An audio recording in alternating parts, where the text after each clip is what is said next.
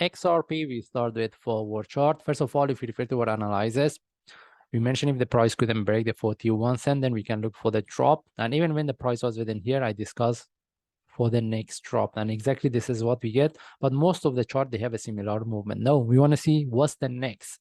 All right, whether the price can continue or reverse. Mostly we have to wait for the correction before we make a next decision. But for me, I prefer the price tag the previous low based on higher time frame. All right, anyway, we start with the weekly, and even based on weekly chart, we can see if the price could tag the previous low. Mostly we can look for the divergence. This is the first things that we're looking for, and this is the first one of the reasons why we want to XRP give us one more drop. At least the price dropped somewhere around 30 or 29 cents.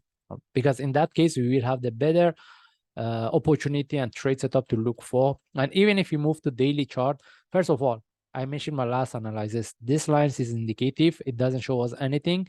And even I mentioned whenever with the price going to reverse as a corrective, the possibility for the next drop is very high. Because if the price tag the previous low, mostly even based on daily chart, we can look for the divergence. Weekly, if it weekly show us the divergence following by daily chart, then any opportunity for buy from there we can look for. But at this point, we don't have any trade setup. We have to wait.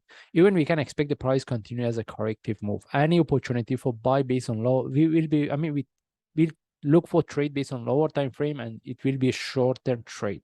Okay, and at this point, as I mentioned, we have to wait. We don't see really a good opportunity either for buy or sell, right?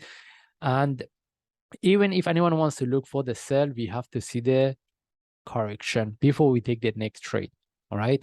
That's mean for me, I'm not really interested to look for sell. Even if I get the opportunity for sell is a short term, which I'm not really interested. I'm looking for the reversal. I'm looking for the buy. That's why we have to wait. We don't see any trade setup. We don't need to jump in. And even if you move to 1 hour chart, similar explanation. No trade setup either for buy or sell.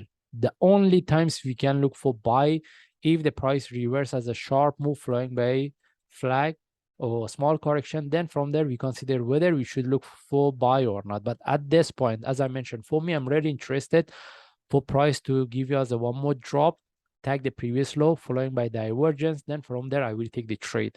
And for me, if I want to look for buy as a long term, any price below 30 cents, I will prefer to take the trade.